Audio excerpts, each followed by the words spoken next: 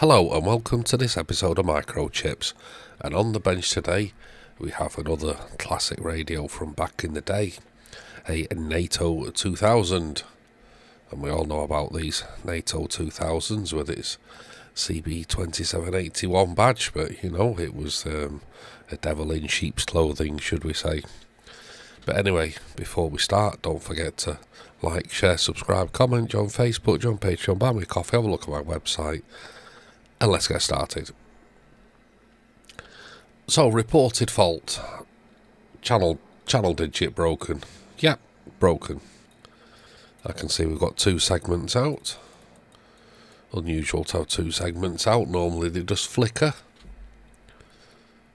But, okay.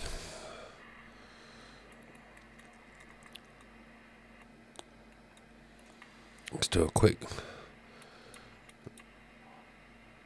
receive test. Even though we've got no input, everything sounds okay, but sounds can be deceiving. So I got the lid off, and immediately I can see a burnt trace on the back of the channel display board. Now it has been linked out, which is absolutely fine. Yeah, is this the cause of our segment out? So anyway, after a lot of battling trying to get this part out, you won't believe how much of a pain it is to actually get this out. We're going to try the easy way first. It's not really easy, but we're going to change the actual LED display. And luckily I have one in the same colour, and hopefully the same type, whether it be common anode or common cathode. And yes, it's come on, beautiful.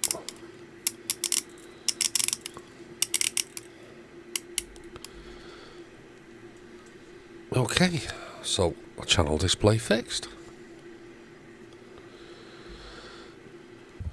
The absolute pain for this is getting that brass standoff, because that is located in between the channel change and the PCB. Anyway, so we were testing it, and I noticed that it was only producing 2 watts. And then the longer we key up, the power just mysteriously rises. So have we got a heat-related problem here? This is absolutely bizarre. So, some freezer spray. Let's see if we can't find out where this is coming from.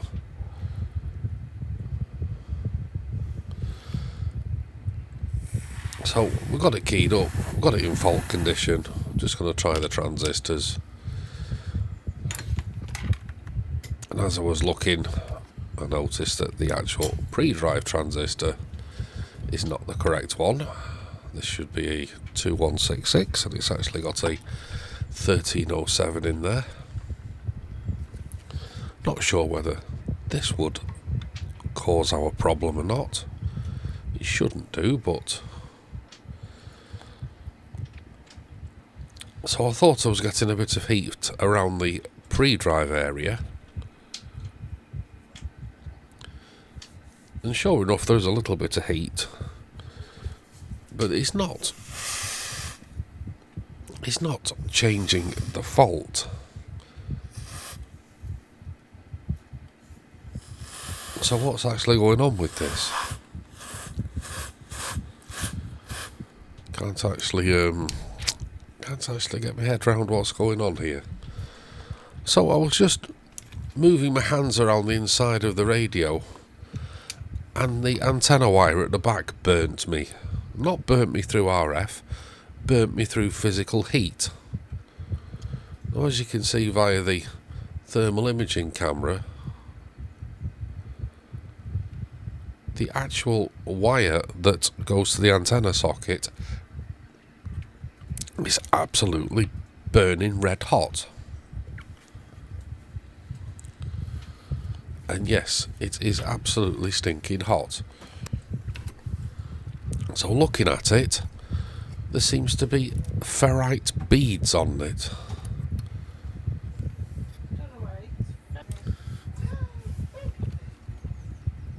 So we're going to take those off and we're going to have a look if this cures our problem.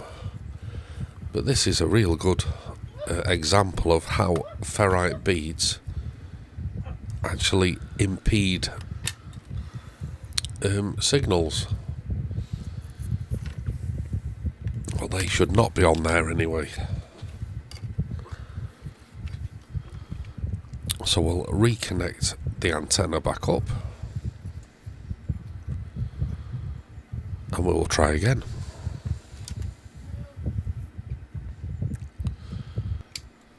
And sure enough, with no ferrite beads, perfect, we're getting healthy power that's immediate.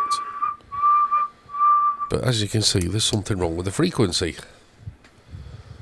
That is not a channel that I recognise. So there's something weird going on here. So high band seems to be okay. It's a little bit off frequency, but it's fine. Mid band's okay, but low band and super low band are completely wayward.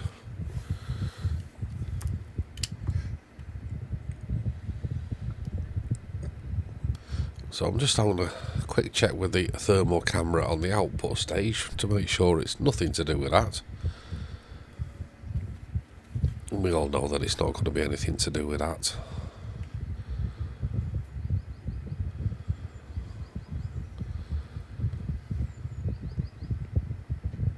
But this is just the final check of the output stage to make sure that nothing is getting stinking hot anymore. And as you can see from the thermal camera, everything is perfectly cool. So happy with that. Not a problem. So I've got my test meter on the test point of the first mixer to have a look at what the crystals are doing, to see whether this is actually our problem. And looking at it, the crystals are actually seem to be close enough, but we can't tell with the counter on this. So there's what the crystal should be. So the first crystal should be 19655, and it's close enough with a little bit of an adjustment. Then we should have 19880, which is again close enough without a little bit of an adjustment. So we'll get it close by. Okay, so it should be 2105, and again close. Just needs a small adjustment. So there's nothing wrong with the super low and low band crystals. So why have we got or should we say, why don't we have the correct frequencies on super low and low band? So as you can see, the crystals are moving a little bit as things warm up. 2330, which is absolutely fine. Just needs a tiny little adjustment.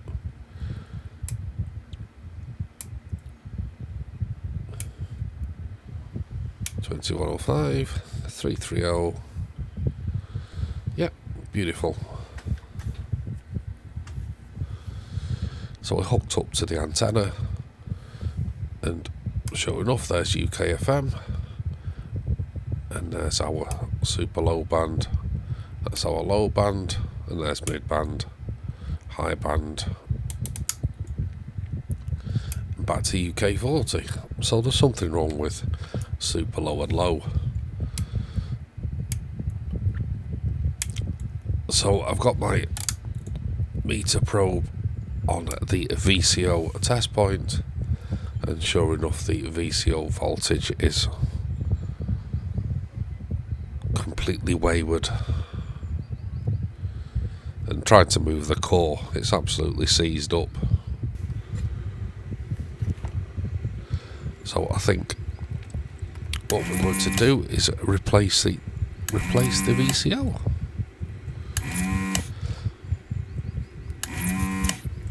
We can also fit in a voltage feed VCO as well. This will help overall stability.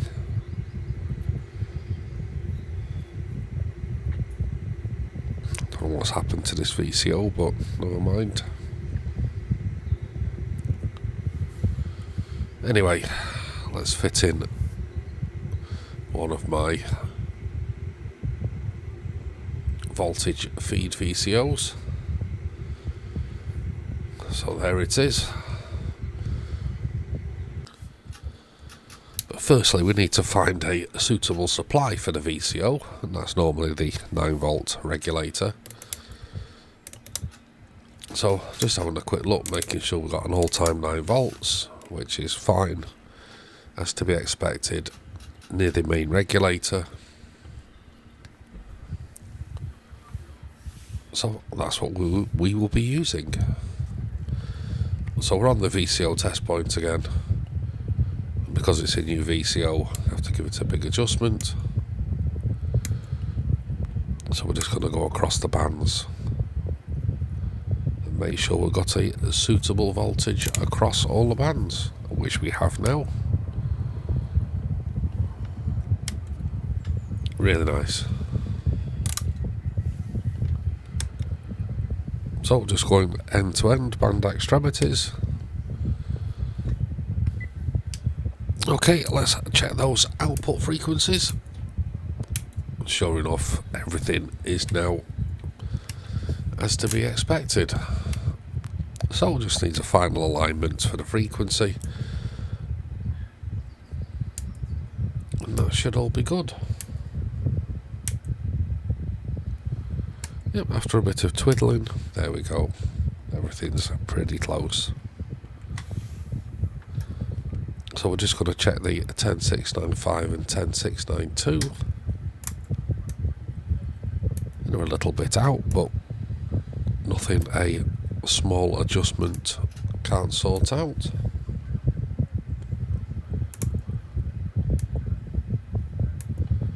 So there we have it. Nicely adjusted.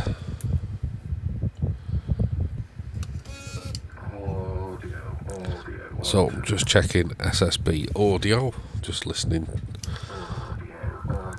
on my radio.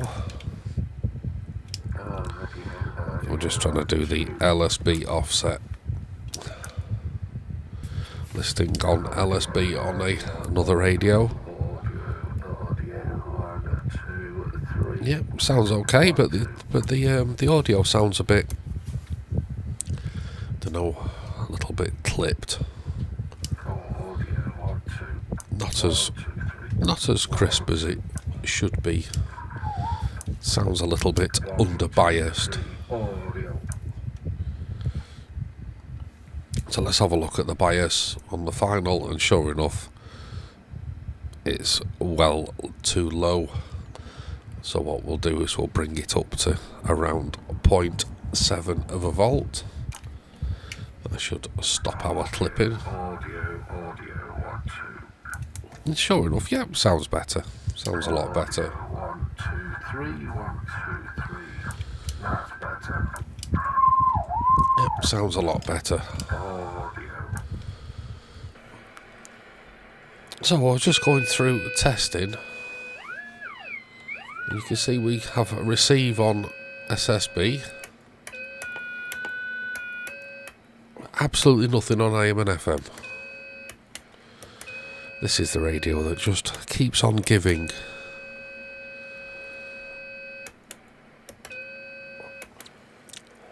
So how do we attack this? Well, I've got 455 coming out of my tiny SA, and the radio is actually receiving, so it's not completely dead.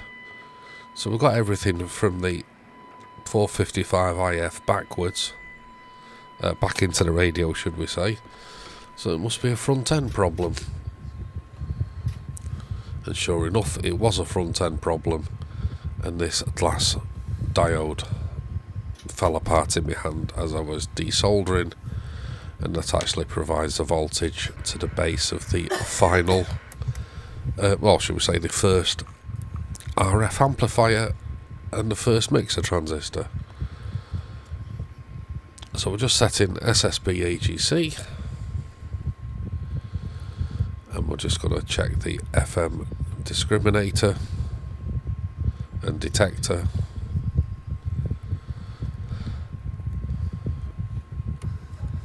Everything seems to be okay there.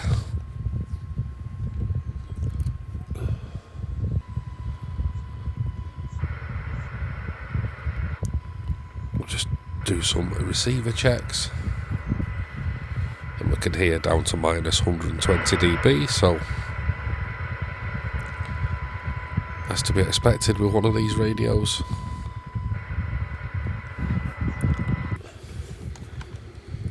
Now, I did notice there was something strange going on with this relay. It seemed to be cutting out the received audio. And looking at it, looks like somebody's had a play with the relay. So I managed to find a second-hand replacement, so we will replace it.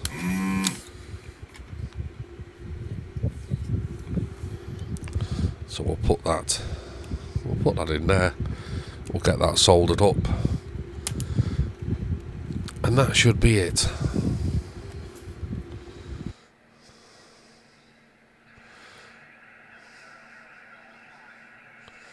So we're receiving, we're transmitting. It's time to move along. Anyway, I hope you enjoyed this video about iconic NATO 2000.